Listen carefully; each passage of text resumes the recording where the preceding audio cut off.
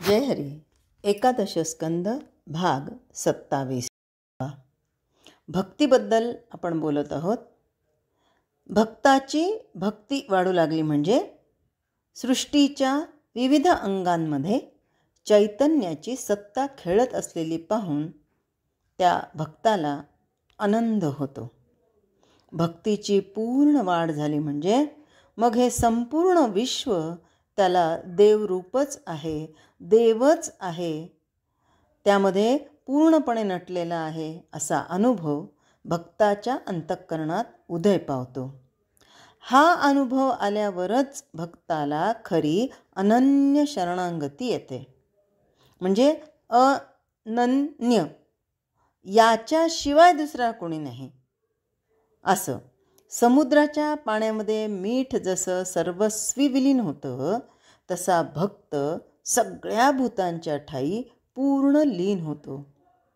मग या अवस्थेमध्ये मुंगी, माशी, गाढव, कुत्रा, गाय आणि काय काय निंद्य हीन लोक सगळं काही त्याला संपूर्णपणे भगवत स्वरूपच आहेत या खात्रीनं भक्त त्यांना अनन्य भावानं दंडवत घालतो.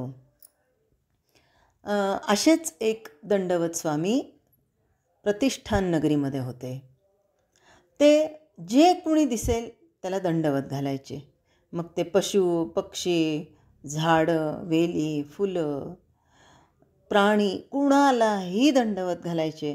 कारण त्यांच्या नजरेमध्ये सगळीकडे परमात्मा भरून पावलेला आहे. जे समोर असेल त्यामध्ये त्यांना भगवंताचं अधिष्ठान दिसायचं. आणि एकदा असंच नेहमीप्रमाणे ते दंडवत घालत जात असताना रस्त्यामध्ये एक गाढव मरून पडलेला होता आणि त्यांनी नमस्कार केला. आता ते नमस्कार कोणाला करायचे? तर चैतन्याला, म्हणजे भगवंताला. आणि मग त्यांच्या नमस्कार करण्याची शक्ती इतकी अगाध होती की ते मेलेलं गाढवसुद्धा जिवंत होऊन उभं राहिलं. आता हे सगळ्या लोकांनी बघितलं आणि आता लोकांना लक्षात आलं की हे ईश्वरीय आहेत. कारण नाथ महाराज सगळे म्हणतात, पण असा चमत्कार काही नाथ महाराजांनी केला नाही. आणि लोकांची प्रवृत्ती कशी आहे? जिथे चमत्कार तिथे नमस्कार. आता ते दंडवत स्वामींचं चरित्र खूप मोठं आहे, पण इथे आपण काय पाहतोय तर जे खरे भक्त आहेत ते खात्रीनं अनन्य भावानं सगळीकडे भगवत स्वरूप बघतात आणि साष्टांग नमस्कार घालतात. खरा भक्त स्थावर जंगमामध्ये चैतन्याची सत्ता पाहतो. भगवंताचं नामस्मरण केलं असता एवढी थोर अवस्था प्राप्त होते. आता विश्वास कसा असतो या भक्तांचा? तर आधी प्रपंचातला विचार करूया की आपण एकमेकांना आवाज दिला तर माझं नाव कुणीतरी घेत आहे म्हणलं की पटकन मागे वळून बघणार. जर समजा मला एखाद्याने आवाज दिला आणि मला ऐकू आला नाही तर माझ्या आजूबाजूला जे कोणी असतील ते मला सांगतील, अगं तुला आवाज देत आहेत, बघ तुझं नाव घेत आहेत. आणि या भक्ताची खात्री नामस्मरणामध्ये हीच असते की मी भगवंताला आवाज दिला की भगवंताला तो नक्की ऐकू जाणार आहे.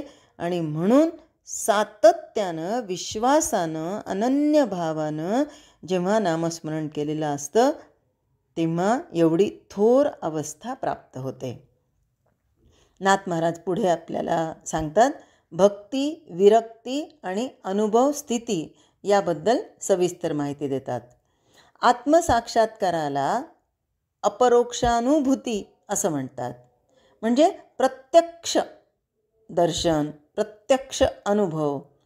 आता सध्यांच्या अनुभव क्षेत्रामध्ये आपली जाणीव ज्या पातळीवर काम करते त्यापेक्षा उच्च पातळीवर जेव्हा ती पोहोचते तेव्हा आत्मवस्तूचं साक्षात दर्शन घडतं.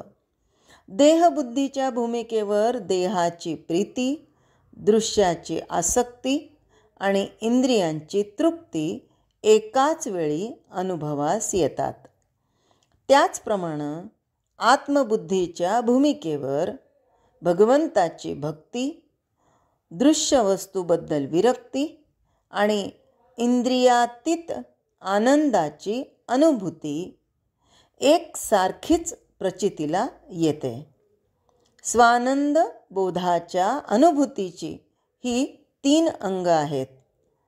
निराळेपणाने त्यांचं वर्णन केलं तरी ते निराळे करता येत नाहीत. आता तुम्ही म्हणाल कसं?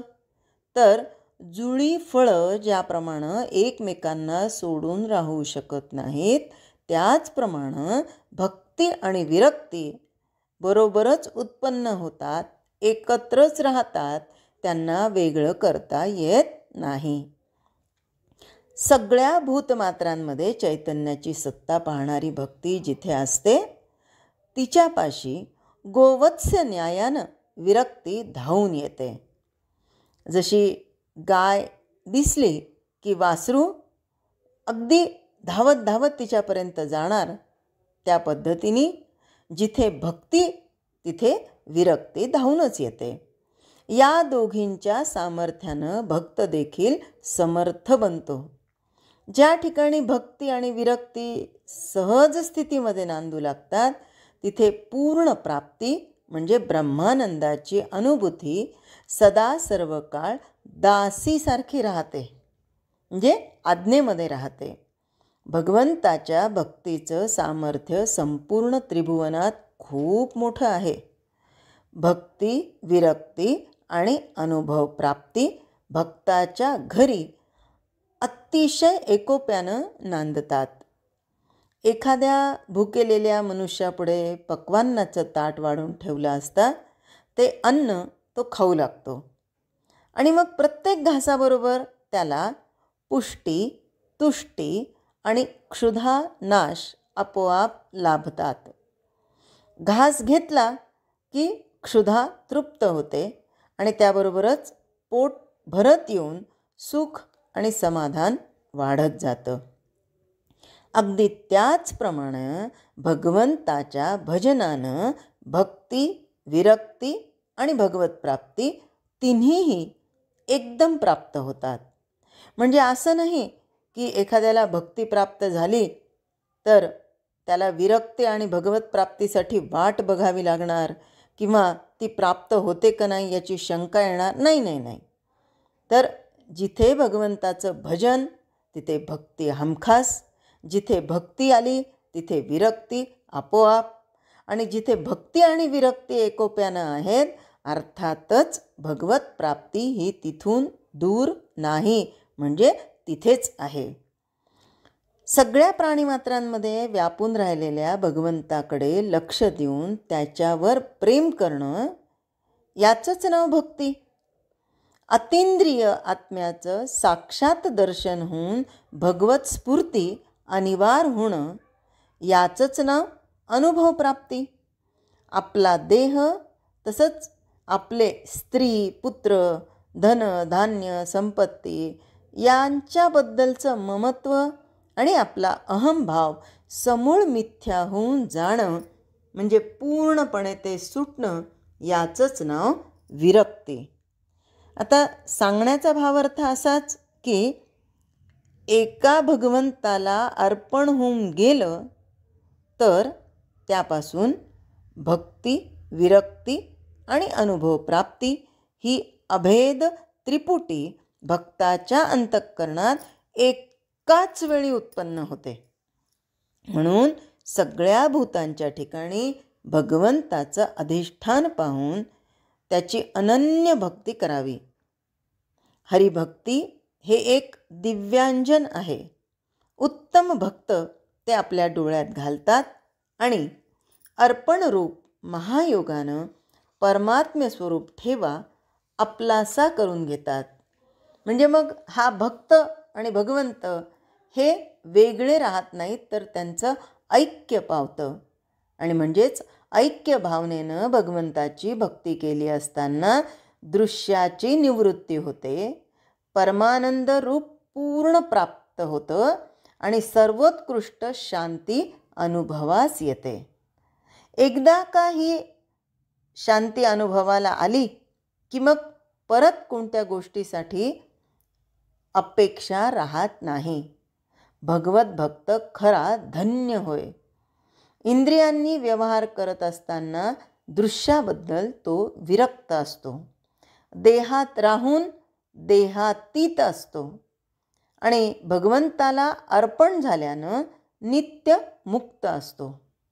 भगवंताची भक्ती मनापासून करणाऱ्या भक्ताला मुक्तीची इच्छासुद्धा नसते.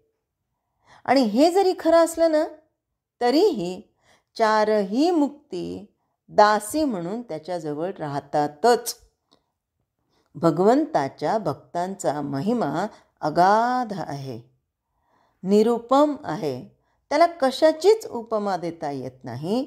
कारण मनापासून भगवंताला भजल्यानं, त्याची भक्ती केल्यानं, भजन केल्यानं, त्याच्याशी एकरूप होऊन राहिल्यानं भक्त हा सुद्धा परमात्म्य स्वरूपच बनलेला असतो.